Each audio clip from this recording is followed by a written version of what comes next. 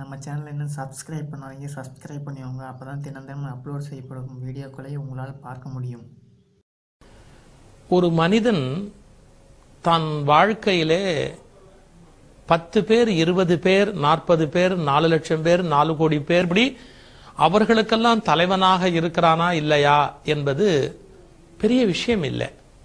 தனக்கு தானே தலைவனாக இருக்கிறானா அப்படிங்கிறது ரொம்ப முக்கியமான விஷயம்.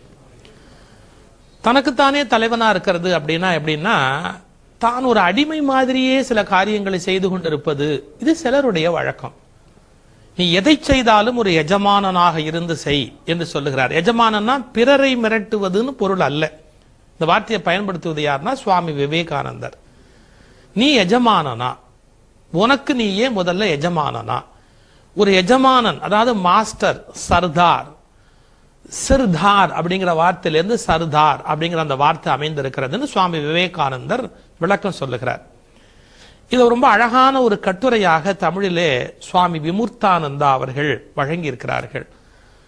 அவர்கள் ரொம்ப அழகாக, அதாவது விவேகானந்தர் சொன்ன அந்த சொல் இருக்கு இல்லையா, உனக்கு நீயே தலைவனாக இரு அப்படின்னு சொன்ன அந்த அருமையான வார்த்தையை வைத்துக்கொண்டு நீ எஜமானனா அடிமையா என்று ஒரு அழகான கட்டுரை, இளைஞர்களுக்கு பயன்படுகிற கட்டுரையை வழங்கியிருக்கிறார்கள். நான் அதுல இருந்து ஒரு 2-3 நல்ல செய்தி இளைஞர்களுக்கும் மாணவர்களுக்கும் அடுத்த தலைமுறைக்கும் பயன்படும் அப்படிங்கிறதுக்காக சுவாமி விமுர்த்தானந்தா அவர்களுக்கு என்னுடைய நன்றியோட இந்த கருத்துக்களை நான் தெரிவித்துக் கொள்ள விரும்புகிறேன். ஒன்று, ஒரு தலைவன் அப்படின்னு சொன்னா யாரு அப்படிங்கிறதுக்கு ஒரு அழகான விளக்கம் சொல்லுகிறார்.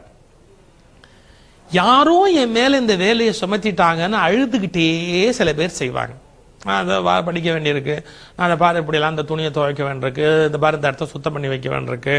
அதாவது எந்த விஷயத்தையும் யாரோ தங்கிட்ட இந்த பொறுப்பை சுமத்திட்டாங்கன்னு புலம்பிக்கிட்டே இருக்கான் பாருங்க, அவன் அடிமை. எல்லா பொறுப்புகளையும் தன் தோள் மீது தானே சுமப்பதற்கு தயாராக இருக்கிறானே அவன் எஜமானன். தலைமை என்பது அதிகாரம் அல்ல, பொறுப்பு. இன்னைக்கு நீங்க பாருங்க, நம்ம பழகிற சமூகத்துல எந்த இடத்துக்கு வேணாலும் போய் பாருங்க, எல்லாரும் பவர் அப்படிங்கிற பெரிய விஷயத்தை பெருசா நினைக்கிறாங்க. ரெஸ்பான்சிபிலிட்டி, ஆக்சுவலா டெக்னிக்கலா பவர்ங்கிறதுக்கு அத்தாரிட்டிங்கிற வார்த்தை இருக்கு. இந்த டெக்னிக்கலா பாக்குற போது எல்லாருக்கும் அத்தாரிட்டியில ஆர்வம் இருக்கு, ரெஸ்பான்சிபிலிட்டியில ஒரு நிர்வாக இயல்ல ஒரு கோட்பாடே உண்டு. ரெஸ்பான்சிபிலிட்டி இல்லாத அத்தாரிட்டி ரொம்ப ஆபத்தானது. எந்த ரெஸ்பான்சிபிலிட்டியுமே இல்லை அப்படின்னு நான் அத்தாரிட்டியா இருப்பேன்னா அதான் சர்வாதிகாரத்துக்கு காரணம்.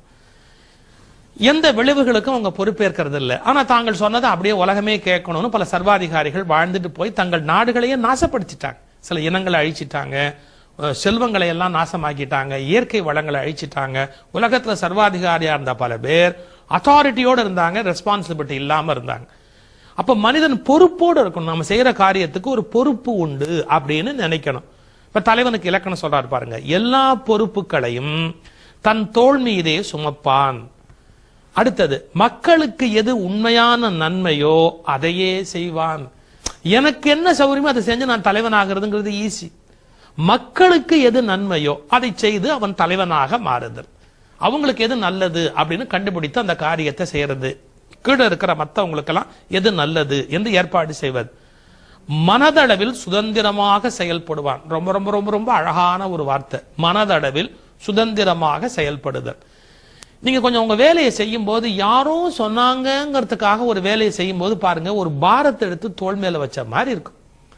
ஆனா நாமளாவே அந்த காரியத்தை செய்யறோம் அப்படின்னு வச்சுங்க, சுதந்திரமா அந்த காரியத்தை செய்யற வச்சுங்க, வேலை செஞ்ச கஷ்டமே இருக்காது, சந்தோஷமா அந்த வேலையை செய்யலாம். அப்போ இந்த மனதளவில் சுதந்திரம்னு ஒரு வார்த்தை பயன்படுத்துறாரு பாருங்க, அது ரொம்ப முக்கியம். அது இப்போ சில பேர் எப்ப 5 மணி ஆகும் ஆபீஸ் விட்டு போலாம், எப்ப 5 மணிக்கு பள்ளிக்கூடத்தை விட்டு ஓடி போயிடலாம், வெளியே போலாம். சில பையன் சொல்லுவான் லீவு, நாளைக்கு லீவு, நாளைக்கு லீவு. அவன் பாருங்க அப்ப படிக்க போறதை எவ்வளவு பெரிய பாரமா கருதுறான், எவ்வளவு பெரிய வேதனையா கருதுறான். அப்படி மனதளவில் சுதந்திரமாக செயல்படுகிறாயா இல்லையா, இது ஒரு உரைக்கல். அப்புறம் லட்சியத்தோடு செயல்படுவது. வாழ்க்கையில எது செஞ்சாலும் என்னமோ சித்தம் போக்கு சிவம்போக்கு தோணது செஞ்சேன்னு சொல்றது இல்ல. ஒரு லட்சியம், திட்டமிடுதல், குறிக்கோள், இதை வைத்துக்கொண்டு செயல்படுது. இல்ல தடை வராதா என்ன, தடைகளையோ தவறுகளையோ கண்டு துவண்டு போகாமல் இருத்தல். அந்த தடைகளை கண்டு வருத்தப்படாம மேற்கொண்டு வரத்தான் செய்யும். இந்த காரியம் பண்ணா அது வராமையா போயிடும், பார்ப்போமே, அதையும் தான் செய்வோமே. என்ன பெரியார் ஒரு கூட்டத்தில் பேசுறாரு, ஒருத்தன் செருப்பு விட்டு எறிதான். அவர் என்ன சொல்றாரு, நம்ம எத்தனை பேருடைய கருத்துக்கு மாறான கருத்து சொல்லிட்டு இருக்கிறோம்ப்பா. பல பேருடைய கருத்துக்கு மாறா சொல்ற போது அவனுக்கு கோவம் வரத்தானப்பா செய்யும், அவன் அந்த காரியம் பண்ணத்தானப்பா செய்வான். அதையும் தாண்டி நம்ம போலாம் வா அப்படிங்கிறார். பாருங்க, ஒரு தலைவனுக்கு லட்சணம் என்ன, நாம ஒரு காரியம் செய்கிற போது நிறைய தடை வரும், பலர் பழிப்பாங்க, விமர்சனம் பண்ணுவாங்க, அதுல கவலைப்படக்கூடாது. தடைகளையோ தவறுகளையோ கண்டு துவள மாட்டான். அப்புறம் அவனுக்கு உந்து சக்தியாக அவனது கனவு, லட்சியம், இன்னும் சரியா சொல்ல போனா அவனுக்குள்ள ஒரு அக்னி, ஒரு ஃபயர் அவனுக்குள்ள இருக்கு. அதுதான் அந்த காரியத்தை கொண்டு போகும். இது மாதிரி தலைவனுக்குரிய இலக்கணங்கள். சுவாமி விவேகானந்தரே அது மாதிரியான இலக்கணங்களுக்கு உட்பட்டவர். சுவாமி விவேகானந்தரே அப்படி வந்தவர். எத்தனையோ பேர் சாமியார வந்தாங்க, ஆனாலும் சுவாமி விவேகானந்தர் அப்படிங்கறது இந்தியாவாலேயோ உலகத்தாலேயோ மறக்கவே முடியலையே. ஏன்? இந்த தலைவனுக்குரிய எல்லா இலக்கணங்களையும் இயல்பாகவே பெற்றவர் சுவாமி விவேகானந்தர். இப்போ நம்ம இளைஞனுக்கு சொல்லும் போது, இப்ப சுவாமி விமுக்தானந்தா என்ன சொல்றாரு, நீ படிக்கிறியா? ஆமா. படிக்கும் போது ஸ்டடி லைக் எ மாஸ்டர், அதாவது எஜமானனாக படி. இன்னும் எஜமானனாக படிக்கிறது, அடிமையா படிக்காது. எங்க அப்பா வந்து மெடிக்கல் படிக்க சொன்னாரு, எங்க அப்பா வந்து இன்ஜினியரிங் படிக்க சொன்னாரு, அதனால நான் படிச்சு தொலைக்கிறேன் அப்படின்னா நீ எப்படி வந்து ஒரு பெரிய வலிமை உள்ளவனா வர முடியும்? Study like a master. நீ படிக்கும் போது எப்படி படிக்கிறேன்னா, ஒரு எஜமானனா இருந்து படி. எனக்கு பிடிச்சிருக்கு, நான் தேர்ந்தெடுத்திருக்கிறேன், இந்த வேலையை நான் செய்யறது. நான் முன்ன ஒரு பேச்சுல சொல்லி இருக்கிறேன், என்னுடைய பழைய பேச்சுக்களை யாராவது ஞாபகம் வைக்கிற பழக்கம் தான் தெரியும். பிணம் சுமப்பது போல் பிறரது முடிவுகளை நாம் சுமக்க முடியாதுன்னு சொன்னேன். இப்போ இன்னொருத்தர் நமக்கு ஒரு முடிவை திணிச்சிருப்பாங்க. இப்போ ஒரு இன்சூரன்ஸ் ஏஜென்ட்டா ஆகலாம்னு யாரும் யோசனை சொல்லியிருப்பார், சரின்னு கேட்டுட்டு இவர் ஆயிருப்பாரு. இவரால் இன்சூரன்ஸ் ஏஜென்ட்டா வேலை பார்க்க முடியாது. ஏன்? அது யாரோ எடுத்து கொடுத்த இரவல் முடிவு.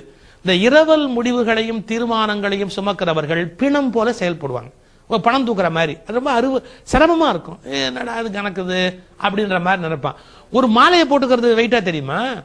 அதுவே வந்து ஒரு பணத்தை தூக்கிட்டு போறதா இருந்தா வெயிட்டா தானே தெரியும். அந்த மாதிரி மனோபாவம் வரும். Study like a master. அப்புறம் ஒன்றை செய்யும் போது இதன் மூலம் என் திறமை வளர்கிறதா, பலருக்கும் இது பயன்படுகிறதா, அதை செய்கிற போது நான் மகிழ்ச்சியா செய்யறேன்னா, எல்லாத்த விட முக்கியம் அழுது வடிஞ்சுக்கிட்டே இல்லை, மகிழ்ச்சியா செய்கிறேன்னா, இவையெல்லாம் என்ன ஆக்குறது, உன்னை வந்து மாஸ்டர் ஆக்குறது. படிக்கும் போதே ஸ்டடி லைக் எ மாஸ்டர். அப்புறம் என்ன லீட் லைக் எ மாஸ்டர். ஒரு தலைவனை போல் படையை நடத்து. என்ன எந்த பிரச்சனை வந்தாலும் சரி என்கிட்ட கொண்ட நான் பாத்துக்கிறேன். அதுக்கு தான் சர்தார். சிறுதார், சிறுனா தலை, அதை தரித்து கொண்டிருப்போம். தன்னுடைய தலையை தந்தாவது ஒரு காரியத்தை காப்பாற்றுகிறவன் தான் அதுக்கு ஒரு தலைமை பொறுப்பை ஏற்க முடியும். யார் எடுத்த காரியத்தை செய்து முடிப்பாரோ, தன் தலையை தந்தாவது எடுத்த காரியத்தை யார் செய்து முடிப்பாரோ அவரே சர்தார். சர்தார்னா சிறுதார், சிறுனா தலை இல்லையா? அந்த இயல்போடு இருக்கிறவன் என்று விவேகானந்தர் ஒரு விளக்கம் சொல்லுகிறார். அதை முன்வைத்து லீடு லைக் எ மாஸ்டர். ஒரு படை தளபதி அப்படிங்கிறவன் என்ன, ஒரு பழைய சம்பவம் போட்டுதான் கார்கில் யுத்தத்துல. அதாவது அந்த கேம்ப்ல இருந்த எல்லாத்தையும் சொல்லிட்டாரான், ஒருத்தன் வெளியில அடிபட்டுட்டான், அவனை போய் எடுத்துட்டு வர்ற வேலையை நீங்க யாரும் செய்ய வேண்டாம், நான் செய்யறேன். வேண்டாம் லீடர், நீங்க போனது ஆபத்து, யாராவது சுற்றுவாங்க அப்படின்னா, அந்த ஆபத்து உங்க யாருக்கும் வர வேண்டாம், நான் அதை ஏத்துக்கிறதுக்கு தயாரா இருக்கிறேன். அப்படி லீடு லைக் எ மாஸ்டர். இது ரொம்ப முக்கியம். எல்லாத்த விட அழகு என்னன்னா சர்வ் லைக் எ மாஸ்டர். ஒரு மாஸ்டர் சொன்னா எப்பவுமே மற்றவங்களுக்கு உத்தரவு பண்ணிக்கிட்டே இருக்கிறவன் பொருள் அல்ல. சர்வ், பிறருக்கான சேவைகளை செய்வதற்கும் அவன் தயாராக இருக்கிறான். Serve like a master. இதுக்கு சுவாமி விமுக்தானந்தா ஒரு அழகான உதாரணம் சொல்றார். டாக்டர் ஜாகிர் ஹுசைன் நம்முடைய இந்தியாவுடைய ஜனாதிபதியா இருந்தவர், 3வது ஜனாதிபதி. அவரு ஆரம்பத்துல ஜமியா மிலியா பல்கலைக்கழகத்தினுடைய துணைவேந்தராகவும் பணியாற்றி இருக்கிறார். அப்படி பல்கலைக்கழக துணைவேந்தரா அவர் பணியாற்றும் போது அங்க படிக்க வர்ற மாணவர்கள் சில பேருக்கு அவர் சொன்னார், நல்ல அழகான உடை உடுத்தணும், சுத்தமா உடுத்தணும். நீங்க போட்டுக்கிட்டு வர ஷூ, கால் செருப்பெல்லாம் பளிச்சுன்னு இருக்கணும், அது அழுக்கா தூசியா அருவருப்பா இருக்கக்கூடாது சொல்லியிருக்கார். ஒரு தடவை சொன்னாரு, 2 தடவை சொன்னாரு, கடைசியா உத்தரவாவே போட்டார். இங்கு படிக்க வருகிற மாணவர்கள் கால் ஷூ பாலிஷ் செய்து சுத்தமாக வர வேண்டும்னு துணைவேந்தர் அந்த பல்கலைக்கழகத்துல, ஜாமியா மிலியா பல்கலைக்கழகத்துல உத்தரவாவே போட்டு எல்லாருக்கும் கொடுத்துட்டார். கேட்கல, எத்தனை தடவை சொன்னாலும் பசங்க கேட்கல. ஒரு நாள் வாசல்ல நிக்கிறார், வர்ற பையெல்லாம் பார்த்தான், ஆஹா இன்னைக்கு நமக்கு திட்டு விழ போகுது, நம்மள வந்து வைஸ் சான்சலர் துணைவேந்தர் திட்ட போறான்னு பயந்துகிட்டு எல்லாம் வர்றான். குனிஞ்சு பார்த்துட்டு, தம்பி கொஞ்சம் அந்த காலை நீட்டு. அவன் காலை நீட்டுறான். ஷூ அழுக்கா இருக்கு. ரொம்ப அழுக்கா இருக்குல்லப்பா, உனக்கு அதை துடைக்கிறதுக்கு நேரம் இல்லப்பா, அவன் நிறைய வேலை இருந்திருக்கும், நான் துடைக்கிறேன் அப்படின்னு ஒரு துணியை எடுத்து வர்ற மாணவர்கள் யாரெல்லாம் ஷூ அழுக்கா போட்டிருக்காங்களோ அதை அவர் துடைக்கிறார். யோசிச்சு பாருங்க, ஒரு பல்கலைக்கழக துணைவேந்தர்னா சர்க்குலர் போட்டதோட என் வேலை முடிஞ்சு போச்சு, இனி வர்றவன் அப்படித்தான் வரணும், இல்லாட்டி நான் 100 ரூபாய் பெனால்டி போடுவேன், அப்படி பேசல. ஜாகிர் ஹுசேன் எப்படி இருந்திருக்கிறாரு, ஒரு துணியை எடுத்து அவர் துடைக்கிறாருன்னா பையன்லாம் அப்படியே பயந்துட்டான். இதோட வைஸ் சான்சலர் வாசல் இருந்துட்டு நம்ம உள்ள வரும்போது நம்ம ஷூவை தொடச்சு விடுறாருனா எப்படி வெக்கமா இருக்கும். அவன் சொல்றான், வேண்டாம் வேண்டாம், நாளிலிருந்து நாங்க நீட்டா வர்றோம், நாளிலிருந்து நாங்க நீட்டா வரோம். மாத்திட்டாரு. மறுநாள் வருகிற போது பார்த்தா எல்லாரும் சுத்தமா வர்றான். ஏன்? அவருடைய பணிவு சேவை பல பேர் மனதில் ஒரு பெரிய மாற்றத்தை உண்டு பண்ணியது. அதிகாரம் மட்டும்தான் ஒரு தலைமையின் இலக்கணம் என்பதல்ல, சேவையிலும் ஒரு தலைமை தன்னுடைய முக்கியத்துவத்தை பணிய வைக்க வேண்டும். இன்னும் நிறைய அந்த கட்டுரையில் அவர் சொல்லியிருக்கார், வாய்ப்பு வரும்போது உங்களுக்கு சொல்றேன். ஆனாலும் உனக்கு கவனிங்க, சுவாமி விவேகானந்தர் எவ்வளவு அழகா சொல்றார், எதை செய்தாலும் எஜமானனாக செய். டயோஜினிஸ்னு ஒரு பெரிய கிரேக்க சிந்தனையாளன், அவனை அடிமை வியாபாரத்துக்கு கிடைச்சா நல்லா இருக்கும் 4 பேர் சொன்ன. அவர் சொன்னாரு, என்னை எடுத்துட்டு போய் நீங்க விற்கலாம், நான் உங்க கூட வர்றேன், ஆனா உன்னை மறந்துடாதீங்க, ஒரு எஜமானனை நீங்கள் விற்க போகிறீர்களே ஒழிய ஒரு அடிமையை அல்ல. போய் நிக்கிறார் அந்த சந்தையில, இந்த எஜமான யாராவது வாங்கிக்கிறதா இருந்தா வாங்கிக்கலாம் அப்படிங்கிறாரு. ஒரு எஜமானனை கொண்டு போகிறீர்கள் அப்படிங்கிறார். பாருங்க, அறிவுடையவர்கள் விழிப்படைந்தவர்கள் தான் அடிமை அல்ல